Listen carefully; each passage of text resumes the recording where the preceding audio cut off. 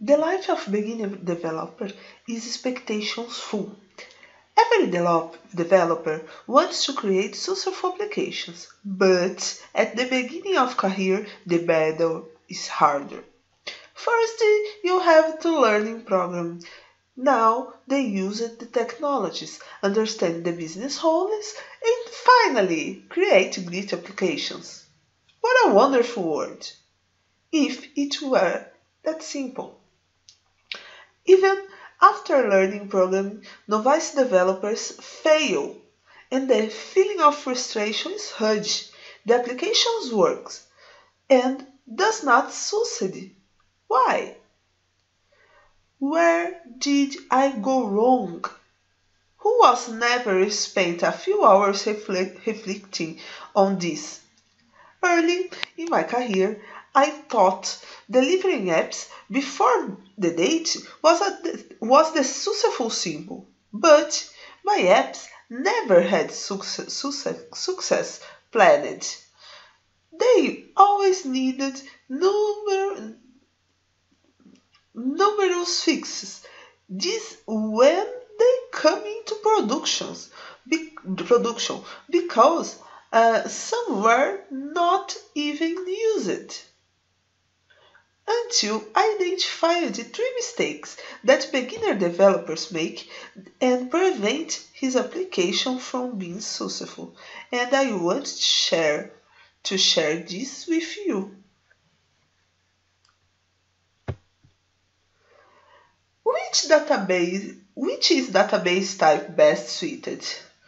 First mistake is not research which type of database is best suited to your need. We have several types of database, relational and NoSQL, and we can't accommodate ourselves using relational database just because they are the most used. I participated in a simple project that should query database, but the main table had many and many very complex relationships, which ended up making the application unusable.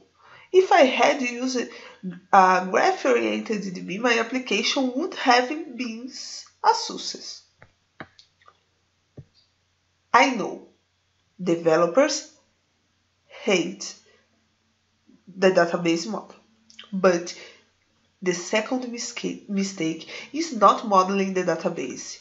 We tend to create screens and tables without modeling the database, and the risk that at the application construction and the data have consistency problems, and is a lot worse than having bugs than code.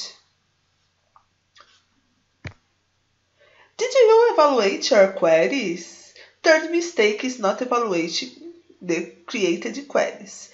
When we finish coding, it is a good practice to evaluate whether the queries perform as expected, whether the indices are being effective, and whether improvements are possible. I worked on a project that had several indexes, and only 10% of them were useful to improve the application performance, and the worse, 4 index degraded the performance. Um, what was a successful application?